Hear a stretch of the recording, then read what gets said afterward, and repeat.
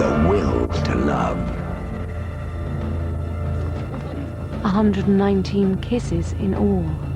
The will to laugh. A comedy writer of the 16th century. The will for passion. Best! Quickly! Isabella! 51 daggers. The will for murder. Murder? Murder most foul. 49 murders, actually. The William Shakespeare. You've read the book, sat the exam. Now meet the man. The Bard. Coming soon to a box near you.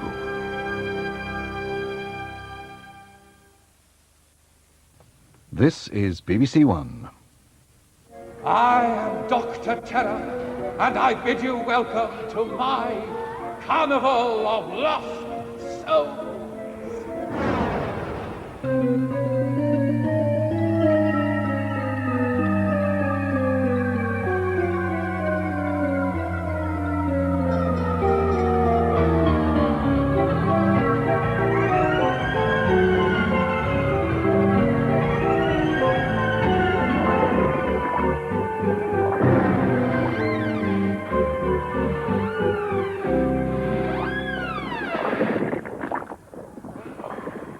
Tonight, in the Vault of Horror, we return to the thick fogs and narrow alleyways of Victorian London for a study in terror, which sets the most famous and perspicacious detective of the age, Sherlock Holmes, against the most famous and elusive mass murderer, Jack the Ripper. It's my contention that the Ripper was conclusively proved in the early years of the century to be someone obscure and uninteresting, a sort of John Major of the Victorian era. But the truth has been suppressed by a conspiracy of criminologists and filmmakers to underwrite a growing industry of ever more outlandish speculation. Either that or the mass murderer was definitely, as my forthcoming book will prove beyond a doubt, none other than George Formby. Every bit the 1966 version of 1888, A Study in Terror has a seriously mod feel, influenced as much by screaming lords such as Arthur Conan Doyle with a dose of the good old days thrown into the Hammer horror. While shadowy suspects pace the cobbles and stalwart coppers look away from corpses in disgust, I relish a marvellous cameo from Robert Morley as Sherlock Holmes's smugger brother Mycroft.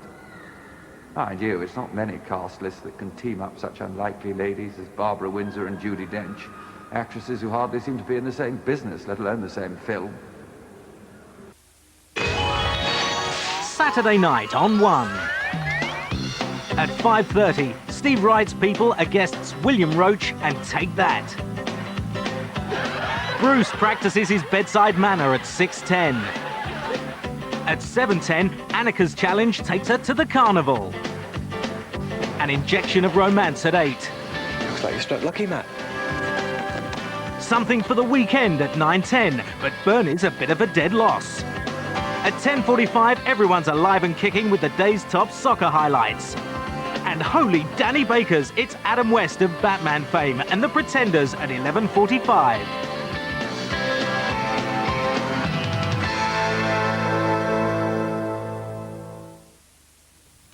Now, our late-night check on the weather. Cloud and some patchy rain and drizzle will affect North Wales and much of northwest England tonight. There'll also be a scattering of showers in northern and western Scotland, but other areas will be fairly clear with some patchy fog and ground frost.